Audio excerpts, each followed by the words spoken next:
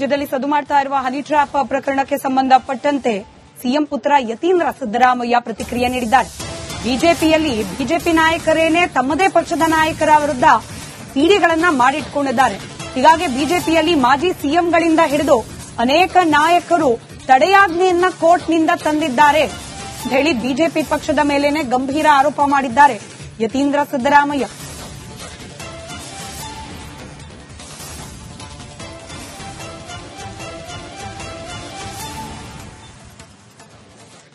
ಕಳೆದ ಬಾರಿ ಬಿಜೆಪಿ ಸರ್ಕಾರ ಇದ್ದಾಗ 17 ಜನ ಶಾಸಕರು ಬಹುಶಃ ಮಂತ್ರಿಗಳು ಸೇರಿದ್ರು ಅನ್ಸುತ್ತೆ. ಅದರೊಳಗೆ ಅವರು ಜೊತೆಗೆ ಬೊಮ್ಮಾಯಿ ಅವರು ಮುಖ್ಯಮಂತ್ರಿಗಳಾಗಿದ್ದಂಥವ್ರು ಅವರು ಕೂಡ ಮೀಡಿಯಾದಲ್ಲಿ ಇಂಜೆಕ್ಷನ್ ತಂದಿದ್ರು. ಅವ್ರದ್ದೇನು ಕೆಲವು ವಿಡಿಯೋಗಳಿವೆ, ಅದನ್ನ ಮೀಡಿಯಾಗಳಲ್ಲಿ ಬರ್ದಿರಂಗೆ ತಡೆಗಟ್ಟಬೇಕು ಅಂತ ಹೇಳಿ. ಸೊ ಆಗ್ಲೂ ಕೂಡ ಇದೇ ನಡೆದಿದೆ. ಅವಾಗ ಬಿಜೆಪಿ ಅವರೇ ಮಾಡಿದಾರೆ ಈ ರೀತಿ ಅಂತ ಹೇಳಿ ಆರೋಪ ಬಂದಿತ್ತು. ನಾವೇನು ಅದನ್ನ ದೊಡ್ಡದಾಗಿ ಗಲಾಟೆ ಮಾಡಕ್ ಹೋಗಿಲ್ಲ. ಅದೇನಿದೆ ತನಿಖೆ ಮಾಡಿ ಯಾರು ತಪ್ಪಿತಸಿದ್ರೆ ಅವರಿಗೆ ಶಿಕ್ಷೆ ಕೊಡಿ ಅಂತ ಹೇಳಿದ್ವಿ. ಕಳೆದ ಬಾರಿ ಬಿಜೆಪಿ ಸರ್ಕಾರ ಇದ್ದಾಗ 17 ಜನ ಶಾಸಕರು ಬಹುಶಃ ಮಂತ್ರಿಗಳು ಸೇರಿದ್ರು ಅನ್ಸುತ್ತೆ. ಅದರೊಳಗೆ ಅವರು ಜೊತೆಗೆ ಬೊಮ್ಮಾಯಿ ಅವರು ಮುಖ್ಯಮಂತ್ರಿಗಳಾಗಿದ್ದಂಥವ್ರು ಅವರು ಕೂಡ ಮೀಡಿಯಾದಲ್ಲಿ ಇಂಜೆಕ್ಷನ್ ತಂದಿದ್ರು.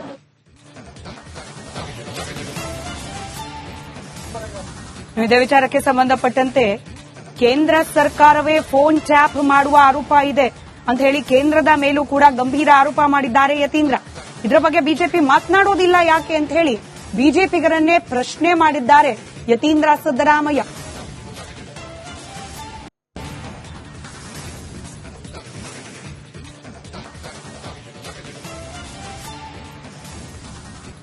ಸರ್ಕಾರನೇ ಮಾಡುತ್ತೆ ಅನ್ನೋ ಆರೋಪ ಇದೆ.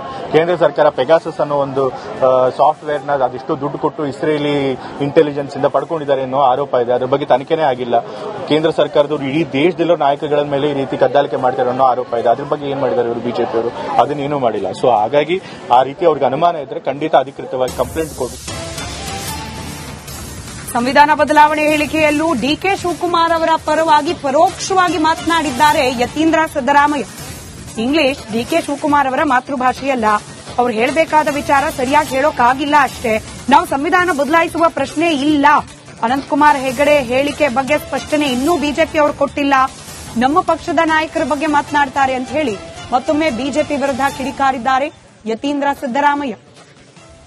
ಸ್ಪಷ್ಟನೆ ಈಗಾಗಲೇ ನಮ್ಮ ಉಪಮುಖ್ಯಮಂತ್ರಿಗಳು ಡಿಕೆ ಶಿವಕುಮಾರ್ ಅವರು ಸ್ಪಷ್ಟನೆ ಕೊಟ್ಟಿದ್ದಾರೆ. ಸಂವಿಧಾನ ಬದಲಾಯಿಸುವಂತ ಯಾವುದೇ ಉದ್ದೇಶ ಇಲ್ಲ ಅಂತ ಹೇಳಿ. ಅವರು ಒಂದು ಇಂಗ್ಲಿಷ್ ಮೀಡಿಯಾ ಸಮಾರಂಭದಲ್ಲಿ ಭಾಗವಹಿಸಿದ್ರು. ಸೊ ಇಂಗ್ಲಿಷ್ ಅವ್ರ ನ್ಯಾಚುರಲ್ ಭಾಷೆ ಅಲ್ಲ. ಸೊ ಹಾಗಾಗಿ ಅವ್ರು ಏನಾದ್ರು ಮಾತನಾಡಬೇಕಾದ್ರೆ ಅವ್ರು ಏನ್ ಕನ್ವೆ ಮಾಡಬೇಕಾಗಿತ್ತು ಅದನ್ನ ಸರಿಯಾಗಿ ಕನ್ವೆ ಮಾಡಕ್ಕಾಗಿಲ್ಲ. ಸಂವಿಧಾನನ ತಂದಿದ್ದೇ ಕಾಂಗ್ರೆಸ್ ಪಕ್ಷ ಮೊದಲಿಂದನೂ ಕೂಡ ಸಂವಿಧಾನ ರಕ್ಷಣೆ ಮಾಡೋಕ್ಕೋಸ್ಕರ ಓಡಾಟ ಮಾಡ್ಕೊಂಡು ಬಂದಿರುವಂತಹ ಪಕ್ಷ. ನಾವ್ಯಾಕೆ ಸಂವಿಧಾನ ಬದಲಾಯಿಸ್ತೀವಿ? ಸಂವಿಧಾನ ಬದಲಾಯಿಸುವಂತ ಪ್ರಶ್ನೆನೇ ಇಲ್ಲ. ಈಗಾಗಲೇ ನಮ್ಮ ಉಪಮುಖ್ಯಮಂತ್ರಿಗಳು ರಾಜ್ಯದಲ್ಲಿ ಸದ್ದು ಮಾಡ್ತಾ ಇರುವ ಹನಿ ಟ್ರ್ಯಾಪ್ ಪ್ರಕರಣಕ್ಕೆ ಸಂಬಂಧಪಟ್ಟಂತೆ ಸಿಎಂ ಪುತ್ರ ಯತೀಂದ್ರ ಸಿದ್ದರಾಮಯ್ಯ ಪ್ರತಿಕ್ರಿಯೆ ನೀಡಿದ್ದಾರೆ. ಬಿಜೆಪಿಯಲ್ಲಿ ಬಿಜೆಪಿ ನಾಯಕರೇನೆ ತಮ್ಮದೇ ಪಕ್ಷದ ನಾಯಕರ ವಿರುದ್ಧ ಸಿಡಿಗಳನ್ನ ಮಾಡಿಟ್ಕೊಂಡಿದ್ದಾರೆ. ಹೀಗಾಗಿ ಬಿಜೆಪಿಯಲ್ಲಿ ಮಾಜಿ ಸಿಎಂಗಳಿಂದ ಹಿಡಿದು ಅನೇಕ ನಾಯಕರು ತಡೆಯಾಜ್ಞೆಯನ್ನ ಕೋರ್ಟ್ನಿಂದ ತಂದಿದ್ದಾರೆ ಅಂತ ಹೇಳಿ ಬಿಜೆಪಿ ಪಕ್ಷದ ಮೇಲೇನೆ ಗಂಭೀರ ಆರೋಪ ಮಾಡಿದ್ದಾರೆ ಯತೀಂದ್ರ ಸಿದ್ದರಾಮಯ್ಯ.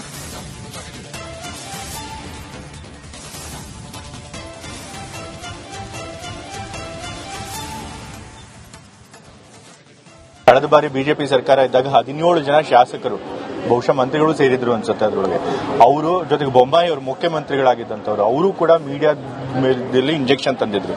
ಅವ್ರದ್ದೇನು ಕೆಲವು ವಿಡಿಯೋಗಳಿವೆ, ಅದನ್ನ ಮೀಡಿಯಾಗಳಲ್ಲಿ ಬರ್ದಿರಂಗೆ ತಡೆಗಟ್ಟಬೇಕು ಅಂತ ಹೇಳಿ. ಸೊ ಆಗ್ಲೂ ಕೂಡ ಇದೇ ನಡೆದಿದೆ. ಅವಾಗ ಬಿಜೆಪಿ ಅವರೇ ಮಾಡಿದಾರೆ ಈ ರೀತಿ ಅಂತ ಹೇಳಿ ಆರೋಪ ಬಂದಿತ್ತು. ನಾವೇನು ಅದನ್ನ ದೊಡ್ಡದಾಗಿ ಗಲಾಟೆ ಮಾಡಕ್ ಹೋಗಿಲ್ಲ. ಅದೇನಿದೆ ತನಿಖೆ ಮಾಡಿ ಯಾರು ತಪ್ಪಿತಸಿದ್ರೆ ಅವರಿಗೆ ಶಿಕ್ಷೆ ಕೊಡಿ ಅಂತ ಹೇಳಿದ್ವಿ. ಕಳೆದ ಬಾರಿ ಬಿಜೆಪಿ ಸರ್ಕಾರ ಇದ್ದಾಗ 17 ಜನ ಶಾಸಕರು ಬಹುಶಃ ಮಂತ್ರಿಗಳು ಸೇರಿದ್ರು ಅನ್ಸುತ್ತೆ. ಅದರೊಳಗೆ ಅವರು ಜೊತೆಗೆ ಬೊಮ್ಮಾಯಿ ಅವರು ಮುಖ್ಯಮಂತ್ರಿಗಳಾಗಿದ್ದಂಥವ್ರು ಅವರು ಕೂಡ ಮೀಡಿಯಾದಲ್ಲಿ ಇಂಜೆಕ್ಷನ್ ತಂದಿದ್ರು.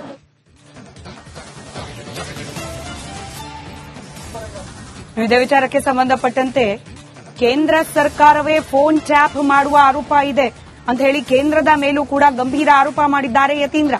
ಇದರ ಬಗ್ಗೆ ಬಿಜೆಪಿ ಮಾತನಾಡೋದಿಲ್ಲ ಯಾಕೆ ಅಂತ ಹೇಳಿ ಬಿಜೆಪಿಗರನ್ನೇ ಪ್ರಶ್ನೆ ಮಾಡಿದ್ದಾರೆ ಯತೀಂದ್ರ ಸಿದ್ದರಾಮಯ್ಯ.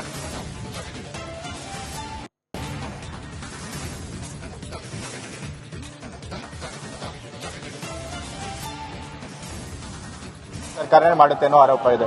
ಕೇಂದ್ರ ಸರ್ಕಾರ ಪೆಗಾಸಸ್ ಅನ್ನೋ ಒಂದು ಸಾಫ್ಟ್ವೇರ್ ನ ಅದಿಷ್ಟು ದುಡ್ಡು ಕೊಟ್ಟು ಇಸ್ರೇಲಿ ಇಂಟೆಲಿಜೆನ್ಸ್ ಇಂದ ಪಡ್ಕೊಂಡಿದ್ದಾರೆ ಅನ್ನೋ ಆರೋಪ ಇದೆ. ಅದ್ರ ಬಗ್ಗೆ ತನಿಖೆನೇ ಆಗಿಲ್ಲ. ಕೇಂದ್ರ ಸರ್ಕಾರದವರು ಇಡೀ ದೇಶದಲ್ಲಿರೋ ನಾಯಕಗಳ ಮೇಲೆ ಈ ರೀತಿ ಕದ್ದಾಲಿಕೆ ಮಾಡ್ತಾರೆ ಅನ್ನೋ ಆರೋಪ ಇದೆ. ಅದ್ರ ಬಗ್ಗೆ ಏನ್ ಮಾಡಿದ್ದಾರೆ ಇವರು ಬಿಜೆಪಿ ಅವರು? ಅದನ್ನೇನೂ ಮಾಡಿಲ್ಲ. ಸೊ ಹಾಗಾಗಿ ಆ ರೀತಿ ಅವ್ರಿಗೆ ಅನುಮಾನ ಇದ್ರೆ ಖಂಡಿತ ಅಧಿಕೃತವಾಗಿ ಕಂಪ್ಲೇಂಟ್ ಕೊಡಿ. ಸಂವಿಧಾನ ಬದಲಾವಣೆ ಹೇಳಿಕೆಯಲ್ಲೂ ಡಿಕೆ ಶಿವಕುಮಾರ್ ಅವರ ಪರವಾಗಿ ಪರೋಕ್ಷವಾಗಿ ಮಾತನಾಡಿದ್ದಾರೆ ಯತೀಂದ್ರ ಸಿದ್ದರಾಮಯ್ಯ.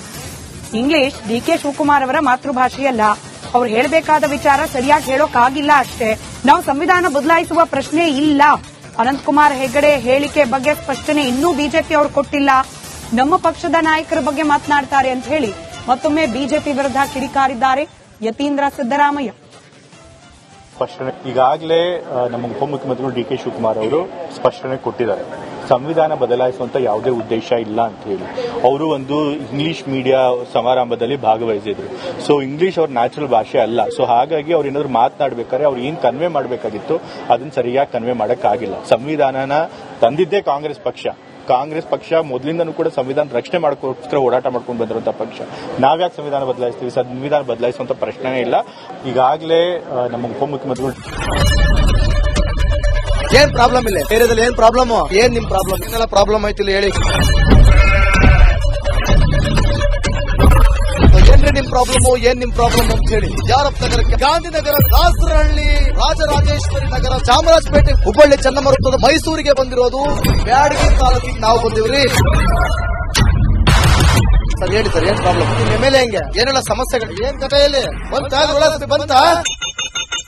ಯಾಯಪ್ಪ ಯಾವತ್ತೂ ಬಂದಿಲ್ಲ. 2 months ಇಂದ ನೀರಿಲ್ಲ. ಟ್ಯಾಂಕರ್ ಬರ್ಬೇಕಾದ್ರೆ ರೋಡ್ ಸರಿ ಇಲ್ಲ ಅಂತ ಯಾರ ಹತ್ರ ಹೋಗಿ ಹೇಳೋದಕ್ಕೆ ನಮ್ಗೆ ಯಾರು ಇಲ್ಲ. ಕಿತ್ತೋದ್ರೆ ಏನು ಅಲ್ಲ ಹಾಳಾಗೋದ್ರು ಇದು ಯಾರು ನೋಡರೇ ಗತಿ ಇಲ್ಲ. ನಾವಿದ್ದೀವಿ ಅಂತಾರೆ. ಇವಾಗ ಯಾರು ಎಮ್ಎಲ್ಎ ಮಗ ಒಂದ್ ದಿವಸಾನು ಬಂದಿಲ್ಲ. ಫುಲ್ ಸ್ಟ್ಯಾಂಡರ್ಡ್ ಲಕ್ಸುರಿಯಸ್ ಬೆಡ್ರೂಮ್ ಐತ್ರಿ ಅದು. Taj West End Radisson Blu. Meeting ಇಲ್ಲಿ ಮಾಡ್ರಿ. ಇಷ್ಟು ವರ್ಷ ಆಯ್ತು. ಇದಕ್ಕೆಲ್ಲ ಯಾರು ಸರ್ ಜವಾಬ್ದಾರಿ? 200 ರೂಪಾಯಿ ಹೋಗ್ತೀನಿ ಬರ್ತಾ ಇದ್ದೀನಿ. ಬ್ಯಾಂಕಿಗೆ ಹೋಗ್ತೀನಿ ಬರ್ತೀನಿ 2,000 ಮಾತ್ರ ಬರ್ತಾ ಇಲ್ಲ. 2,000 ನಂದೇ ಹೊಂಟೈತು. ನಿಲ್ಲ ಮೇಲೆ ಭಾರಿ ಐಟ್ ಅದು ಮಾರ. ಮೇಡಮ್ ಬರಲ್ಲ ಕಣ್ರಿ ಸರ್. ರಾತ್ರಿ 1 ಗಂಟೆವರೆಗೂ ಎಣ್ಣೆ ಅಂಗಡಿ ತೆಗಿಬೇಕಾದ್ರೆ ಬೆಳಿಗ್ಗೆ 4 ಗಂಟೆವರೆಗೂ ತೆಗಿಬೋದಲ್ಲ. ಮಗನೂ ನೋಡಲ್ಲ, ಯಾರು ನೋಡಲ್ಲ. ನಾನು ಒಬ್ಬಳು ನೋಡ್ಸ್ಕೊಂತೀರಜ್ಜ. ಮೊಮ್ಮಕ್ಕಳಿಗೆ ಅಮ್ಮ ಅಪ್ಪ ಇಲ್ಲ, ಅವರು ನೋಡಿ ಬರ್ತಾ ಇದೀವಿ. ದೇವ್ರು ಬಿಟ್ಟಂಗೆ ಆಗುತ್ತೆ.